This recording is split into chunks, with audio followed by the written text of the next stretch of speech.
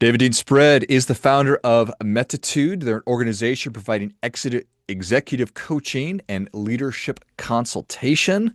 Excited to have you on. Welcome to the show, David. Thanks very much, George. I'm looking forward to this. Yeah, indeed. Well, tell us a little bit about your personal life, some more about your work, and why you do what you do. Yeah, so in my personal life, I'm a grandfather and a father, of course, and a partner. And my work is probably the biggest part of my life, apart from family. But in my spare time, I breed cattle. So further south of here, I've got access to 100 acres, and on that I have a herd of Brahman cows, and I cross a Murray Grey bull over them for the greyman to provide bulls for our northern herd and hard country. I've never had anybody on the show that does that, so I think that is pretty cool.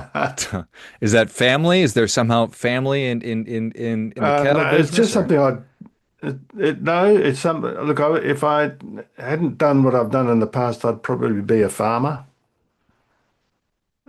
In fact, not probably, it's my third attempt. And so this is and my third and final. And Mhm. it's yeah, I'm loving it. I love animals.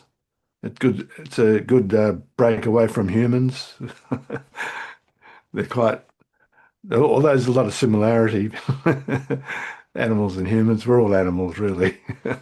At some level, I always love exploring, where the Venn diagram happens there of dealing with executives, dealing with cattle. There's got to be some crossover there somewhere. Yes, the similarity, and also and I love they've all got personality, they've all got character, they all have a soul, and so we work with that. And they are very receptive. They are very receptive. They can pick up nuances in our own moods and respond accordingly. I th Probably a little bit more sensitive than humans are oh, to one another. I saw somewhere on the internet that you are an expert in dealing with difficult people, and so I imagine that maps over there as well, because not everybody in the office is going to be a joy to be around, and probably not all the animals in the herd are going to be easy to deal with either. Correct, absolutely correct. And the best way to deal with them is with kindness. Same with the human. And so difficult people don't actually mean to be difficult. There's always a reason, and what we have to do is discover the reason and then work with that. And it's normally a belief system that they've inherited or acquired, and we deal with that, help them to broaden their belief, to shift it, Has that always been let obvious go to of it. you that you need to deal with kindness when you're dealing with a difficult person? 'Cause I think that probably a lot of the people that you deal with, and you've certainly observed over the course of your career, don't want to deal with kindness at all. They're interested in, hitting them over the head with a stick. Yeah, there's only the small group of people who are narcissists and psychopaths or sociopaths. They're the only ones who fit kindness doesn't work. They'll take advantage of it, but they're only a small percentage. They're not the majority. Majority of difficult people have a belief system that makes them defend themselves, and so we quickly work that out. And I profile them as well. I get them to do a particular profile that measures their behavior and communication style, their drivers, and their emotional intelligence. And and in that, it's a 60-page document, very thorough. And we can really, and it's an 85 to 95% accurate, which is enough for our purpose. So that gives us a good benchmark and a good beginning, and then we explore that. And no one comes to work to say, today I'm going to be an asshole. They don't do that. They get triggered and then they behave, or they're triggered when they come to work. So that's the way in which I approach it, and it does work. It does work. So that certainly makes sense. Nobody shows up to their office and say, "Today I'm going to be a real terrible human being to deal with. Everybody's going to hate me." It's not that. It is that I'm there, something happens, and then I just go back into my patterning with my belief system that I respond aggressively when met with this, or I just whatever it is. This is just my playbook. This is how I operate. Yeah, yeah, and they're acting on automatic, not on manual. And so that's one of the things that we work on is thinking on manual, not on automatic. And I have a little game that I play that shows them the difference. And I'll play that with you if you like. Love that. So, how do you spell the word silk, as in silk shirt? SILK. Are you certain? Pretty sure. Yeah. Okay. So, quickly, what do cows drink? Milk. Ah. Really? Nice. Water. And so, it doesn't take long. I mean, see, the brain wants to save energy. The brain doesn't want to be right. It wants to save energy. And so it will go down the path that I led you down, by asking you to spell that word silk.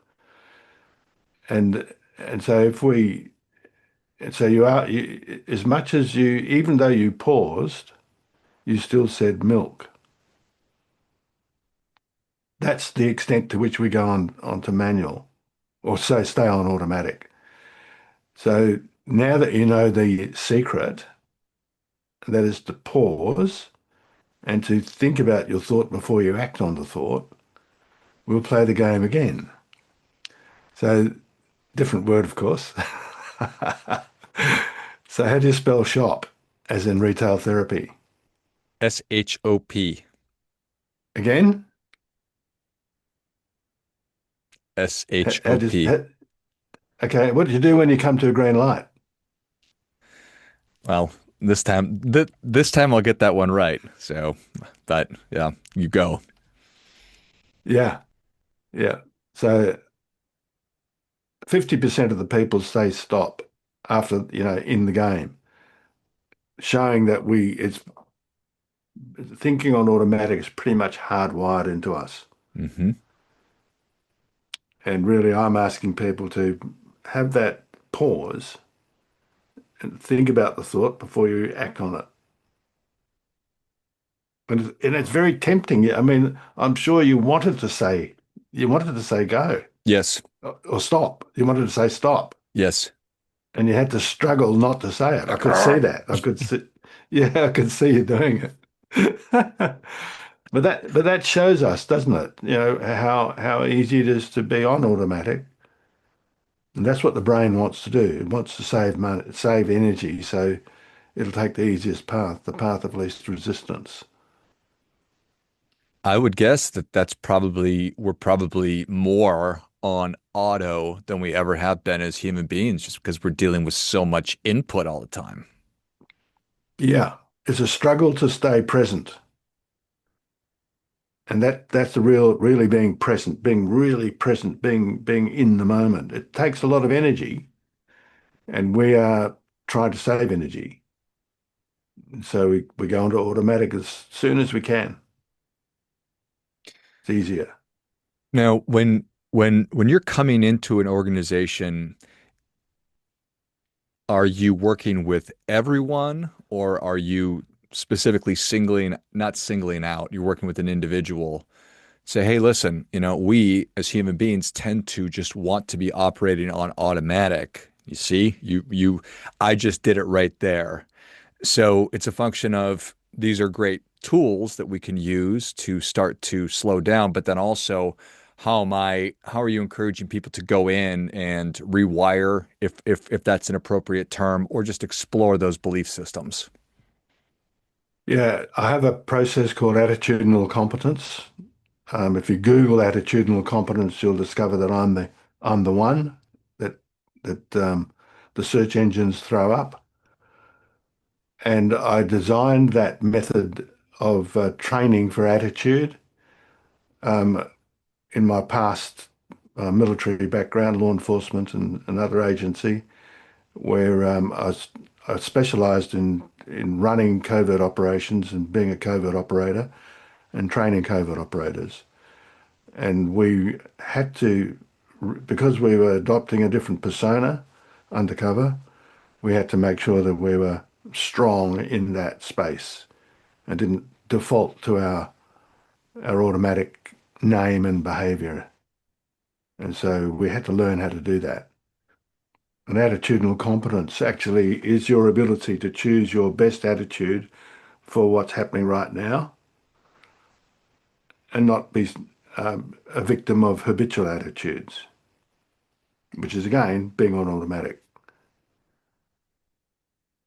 And so that is the core foundation skill that precedes everything that I do with my clients. And I work primarily with the leadership team, the senior leadership team, um, and then going in dealing with difficult people that they haven't been able to deal with. But often the leaders themselves are the difficult people. I So, could, they're habitual as well. We're all human. we're all only human. So you said best possible. Did you say that on purpose, or is that not ideal? It's not just the perfect one. It's let's find the best possible attitude based on what's going on. Yeah, your attitude. We're all individuals. And so you know what your best attitude is towards anything when you're thinking about it.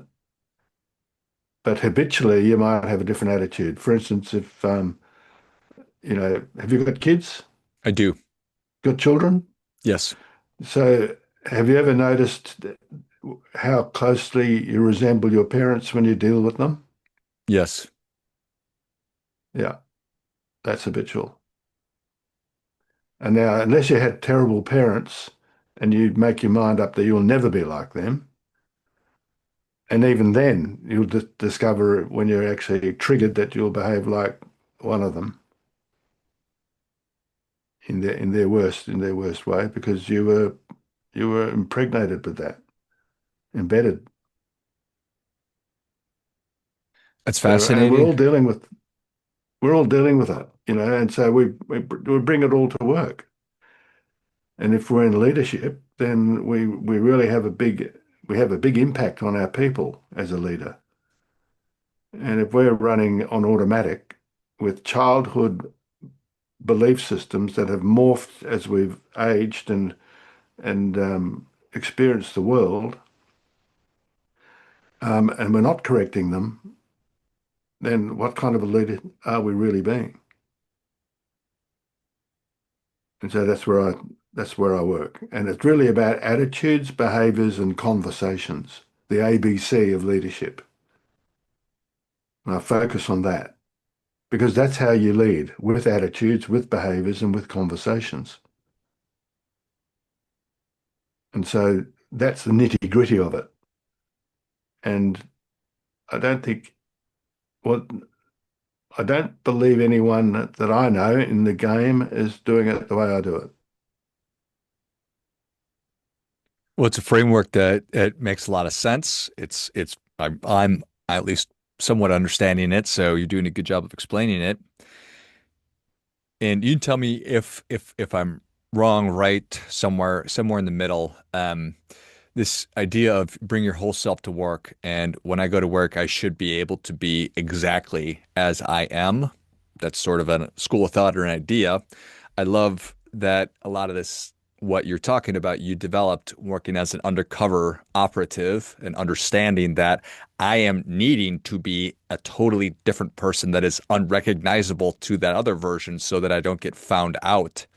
So it's almost as though I'm, instead of me bringing my whole self to work, I am me, but it's a different bit of a persona, and I need to be showing up in the best possible way professionally.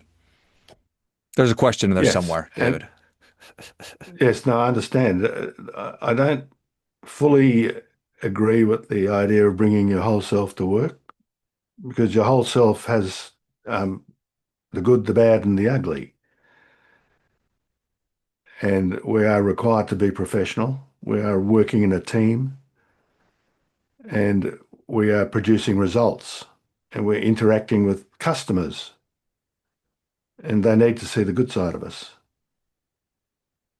not the bad and not the ugly. And so, and in any event, all of us wear a mask of some sort. And so that mask is there to portray an image and to protect ourselves. And we've been wearing that mask since we were about 7. And it's changed shape, it has a few dints in it, a few holes in it. But that's what humans are like. That's what we're like. And so if we're going to be professional, if we want to be the best version of ourselves, then we need to know what that is. And we need to know what is the best version of oneself in this theatre that I'm acting in. Shakespeare had it. He said it quite well. He said the whole world's a stage and we're all actors on it. And so, which means that we wear different masks for different situations. So which mask are we wearing when we're being a team member, a follower, or a leader, or a parent, or a friend? And we show those sides of us. So when we're doing it automatically, that's when we have problems. Unless it's beneficial. So, I mean, you look at the world now, look at the leaders that we've got globally, and you can see the ones that stand out for being what they are.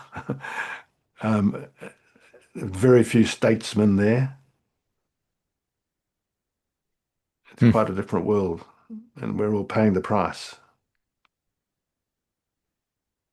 Well, that is beautifully broken down right there. The Shakespeare, all the world's stage. We're merely the players on it, and just appreciating all of that and how easy it is to operate automatically and how clear it is when you look at somebody who you can tell right away in that frame when somebody is acting automatically versus manually, and the difference between a statesman and not is pretty clear based on that. Yep, I totally get it. Yeah, absolutely. And really, so the interesting thing is that we're all capable of being the best version of ourselves. It just takes concentration, being present, being thoughtful, breathing, using breath as a means of staying present, being conscious of your breathing, how you're breathing. Are you oxygenating that brain, or are you stressed and they're denying it oxygen by shallow breathing or even holding your breath in stress? So that all of those things impact on our behavior. And if you're a leader moving into a stressful situation, you need to breathe. And so, you know, that's the practice. So it's a physical thing as well as a mental thing. Do you think that And we it just makes a like big to, difference. yeah? Do you think that we human beings like to ignore the physical part of our bodies and would If they were to really pay attention, like, oh my gosh, I barely breathe when I'm stressed out, because that's probably a lot of people. 100%. And it's we take it for granted and it's all on automatic. And so the body responds in stress. The body does certain things on its own without you having to think about it. Your peripheral vision focuses in, you get tunnel vision. Blood goes to the extremities, hands and feet, flight or flight. Your breathing becomes shallow. And so now denying oxygen to the brain. The brain uses more oxygen than any other part of the body. And you're dumping adrenaline or cortisol, depending how long you've been stressed for. And all of that impacts on your behavior and your judgment and your ability to manage your mood and your emotions. And so, and we've all been in those spaces. We've all known when we've lost it, you know, and we hadn't made a good decision, or we shouldn't have said that, oh, I shouldn't have spoken to him like that. It was too harsh. But it's automatic. And again, that comes out of our primary beliefs, the ones that we grew up with and still have. And so if we want to be the best version of ourselves as a leader, we've got to take all of that into account and have a process and learn the habits that go with being the best version of yourself. And it's quite simple to break down. If you look at every problem that a human has in conflict or error, it's caused by only three things: fear, habits that don't work, and ignorance. And we all suffer from that. And every time you've made an error or I've made an error or had a conflict, one or more of those three components has been at play. And so if we know that those are the three root causes of all human conflict and error, and even if you look at Iran, look at the world, the errors and the conflicts, and look at the extent to which we know there's ignorance there, we know there's fear there, we know there are habits there, and they're the cause. And habits, belief is habit. It's a habit of meaning. And so if we know that those are the three root causes, then we know what the three remedies are.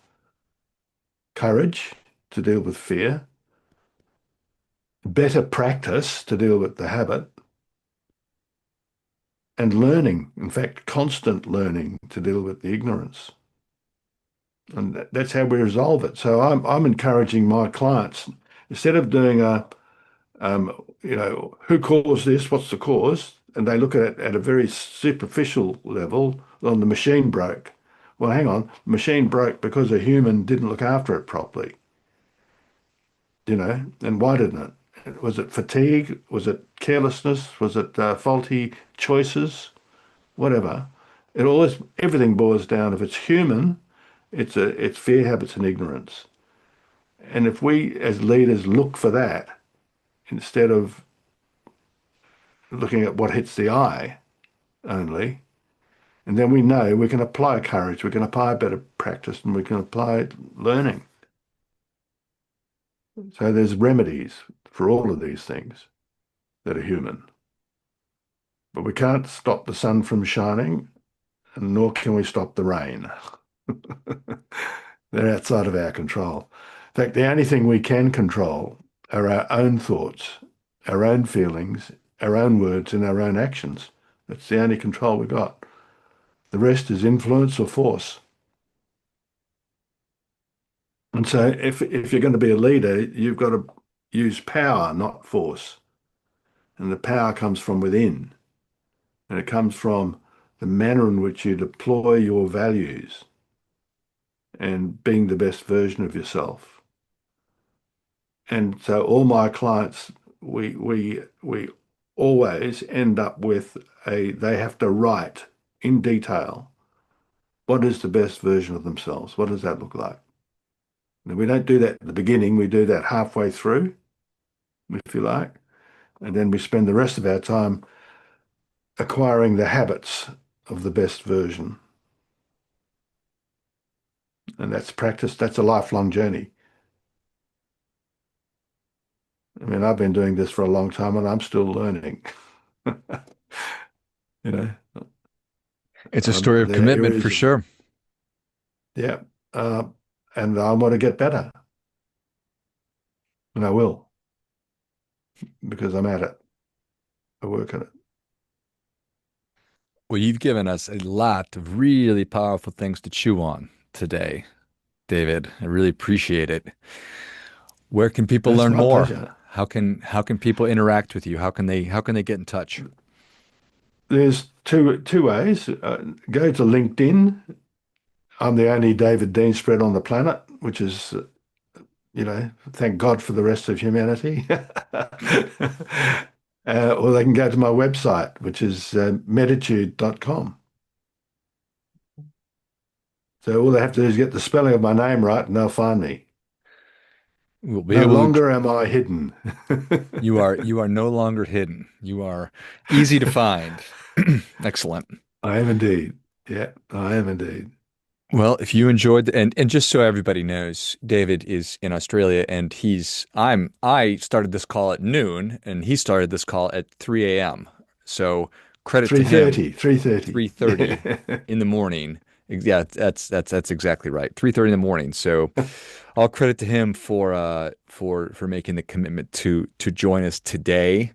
So if you enjoyed as much as I did, please do share the show with somebody else who appreciates really good ideas. And certainly for all those people who are struggling with difficult people in their lives. And so I suppose that's probably all of us. But you can learn more about David on LinkedIn, just David Deane-Spread, Deanespread. And then his company is Metitude, Metattude.com. Um, this is all so many wonderful practical things that we can all take and apply in our lives and just be more thoughtful about when it is that we're on automatic versus manual and trying to move more to that manual side as much as possible so that you don't tell people that cows drink milk. Although it's not clear to me, David, that they don't, because I don't know. If you gave a cow milk, would they drink it? Uh, It'd be interesting. I don't know. I've never done that, but I know calves do. But that's now using logic to justify it. But Yes. Yeah. Well, I think they prefer water. I think that that's probably true. Well, thank you again, David. It's my pleasure, George. Thank you very much for having me. Until next time, remember, do your part by doing your best.